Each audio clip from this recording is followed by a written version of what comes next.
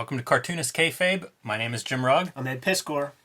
And we are joined today by Warren Bernard here as we're going to perform surgery and free this Action Comics number 48. Another CGC Snuff film. Yes! But before we do, Ed, speaking of snuff films... Murder is happening on the dark web for fun and profit, and that is the subject matter of my latest horror comic series, Red Room. It's going to start coming out on a monthly basis this May 2021, and you could pre-order the first issue a couple different ways. Go to your comic shop, get it put on your pull list. They could reserve you a copy. Go to Fantagraphics' website. You could reserve your copy there. This is the typical cover that you're going to see on the racks. This is a great illustration of like images and juxtaposing images and meaning. Very different than whenever you put this next to those tools.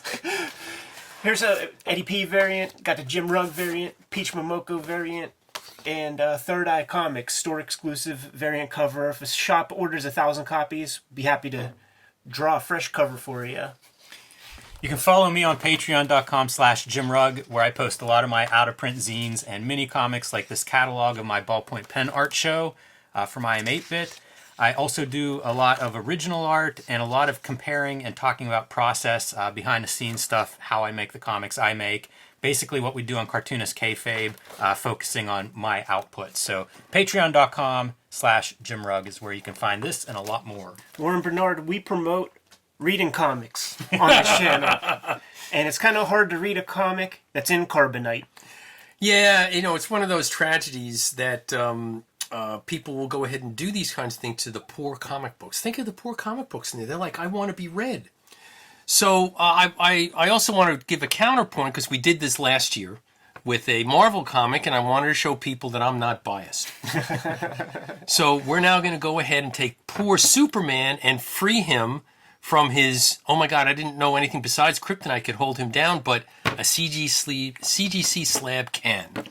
So let us go ahead, and by the way, this is my official Red Room gloves. Yes, we all have our surgeon masks on just in case the blood starts flowing. Yeah, you know, we've got the PPE going and stuff like that, so let me see if I can...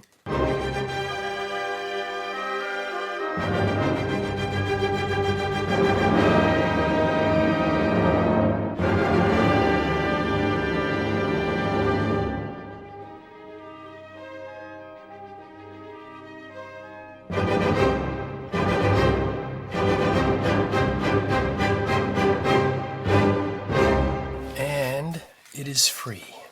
There we go. So Warren, did you have some rhyme or reason for grabbing this comic? Is it random? No, it's not random. I am going after collecting World War II comics that basically say different things about the war. Now, I'm trying not to collect, for a whole bunch of reasons, just your typical, as it is with this, superheroes beating up on Nazis and Japanese. But this one is historically significant because this is the first time that Superman battles the Japanese. All of the Superman covers before this, dealing with World War II, going back to late 1939, early 1940, they were fighting the Nazis. There's another interesting thing about this, is that this was done in direct response to Pearl Harbor, because here are Japanese battleships, and it was the first strategic massing of aircraft carriers that took out Pearl Harbor. And by sheer historical coincidence, so this is the May issue, which means it came out, like sometime in late March, early April? Well, early May of 1942 was the Battle of the Coral Sea. And the Battle of the Coral Sea was the first battle where the fleets didn't see one another. So it was an aircraft carrier versus aircraft carrier battle.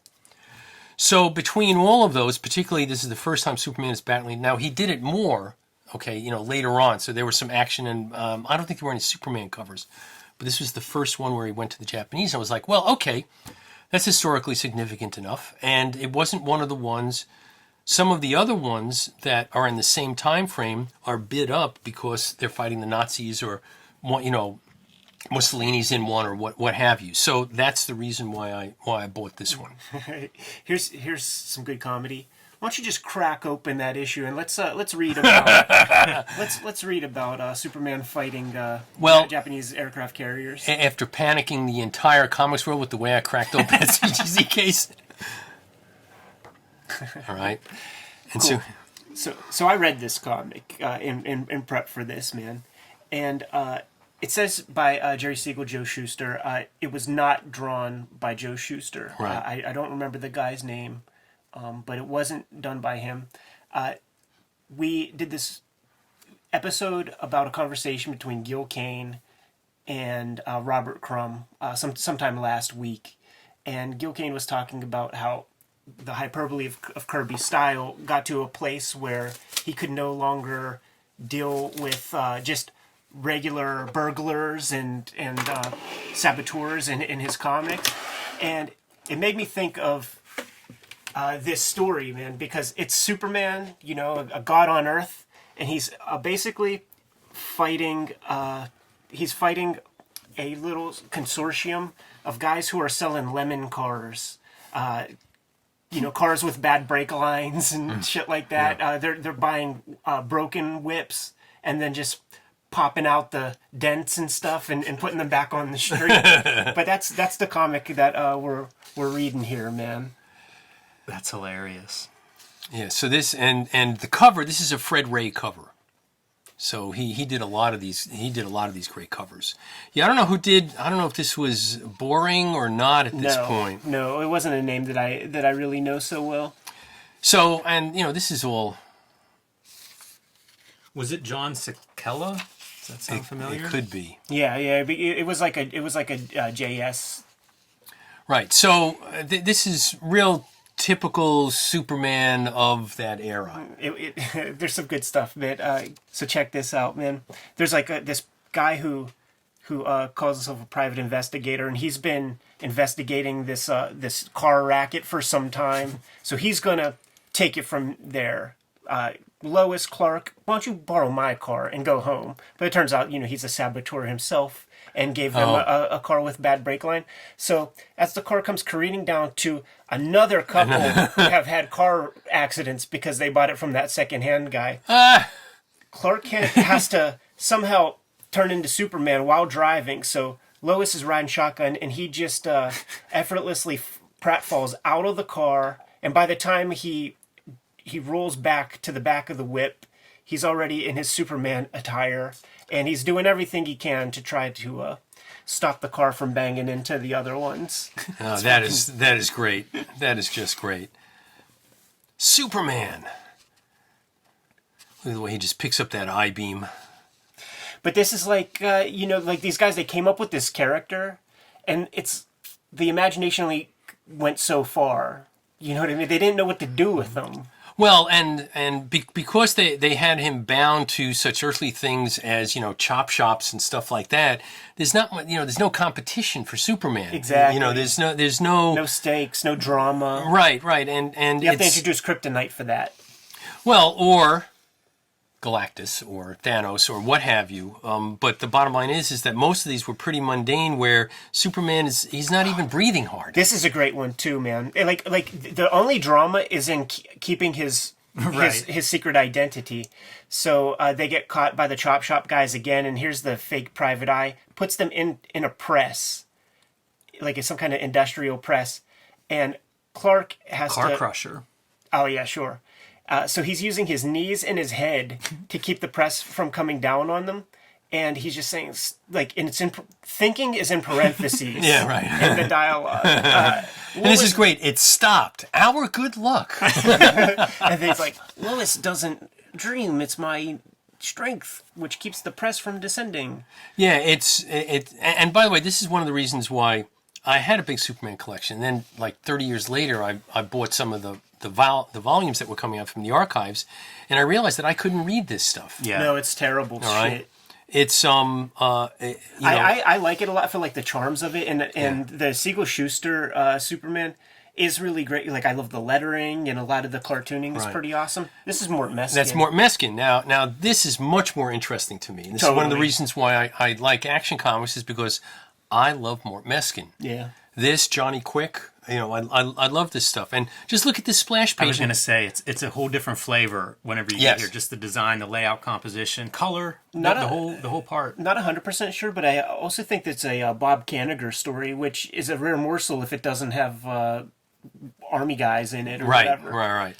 So is Meskin working in the Simon Kirby shop at this time, or that's a good before question. this? A little. That I don't know. Because he did do some stuff in their shop, I believe. Flip the pages, and you will see some Simon Kirby looking. Yes, like that Simon Kirby. Right. That's Simon Kirby. Artwork. Yeah.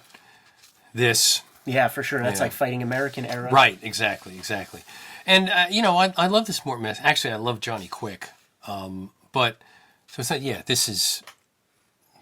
This is Simon Kirby shop. Look at these faces. So it's nice getting a Meskin piece. And by the way, look at the difference in terms of the panel layouts and stuff like that, as opposed to the Superman story. The Superman story is pretty. There is some cool stuff in the Superman story. Like there are these like lopsided panels and things that I thought were pretty inventive. So we've got this nice vigilante story. There's a couple Gardner Foxes in here.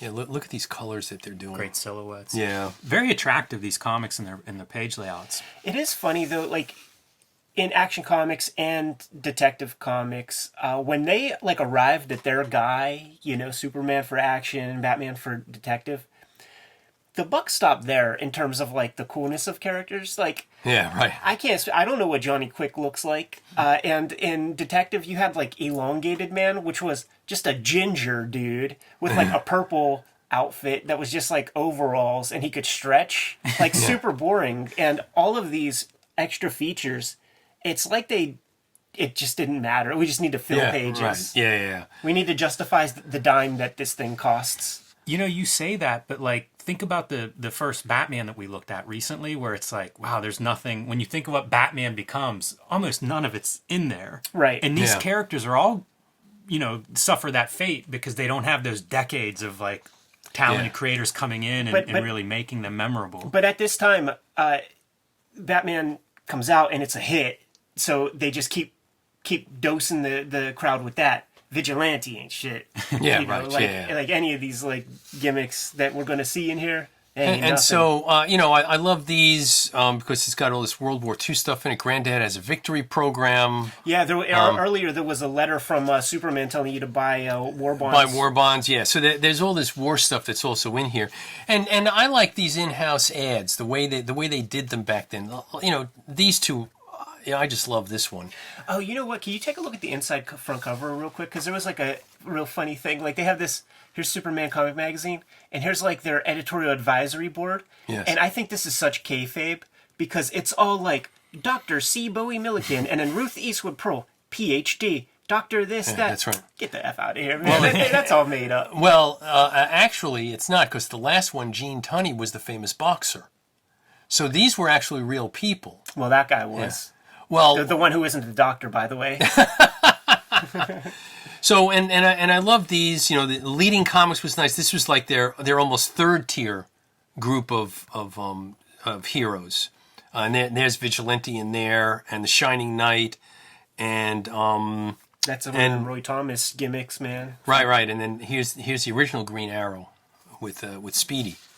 So and then we get three aces. Yes, good war stuff. Okay, The Adventures of the Secret Submarine. I think this is a Gardner Fox script. Gardner Fox wrote some interesting stuff. So, right. I think I saw a SNL cartoon with these guys' alter egos. Yeah, and these war things were, they were so ludicrous. It was like neither Japanese nor Germans could shoot straight. I mean, it's like the stormtroopers in Star Wars. Okay, Yeah. They can't hit the broadside of a barn. And, so they're taken prisoner. All right, so here's Mr. America and Fat Man. This is dope. Oh, my God. Just Great think lettering. of how people would, if someone would try to bring in a character called Fat Man today. You're shaming. Any idea on the artist here? No. I don't. No. Lou Fine? Maybe? Wait, it says no. It's definitely not. It says something like Bernard Bailey. And Bernard Bailey. And yeah, it's probably correct. Bernard Bailey.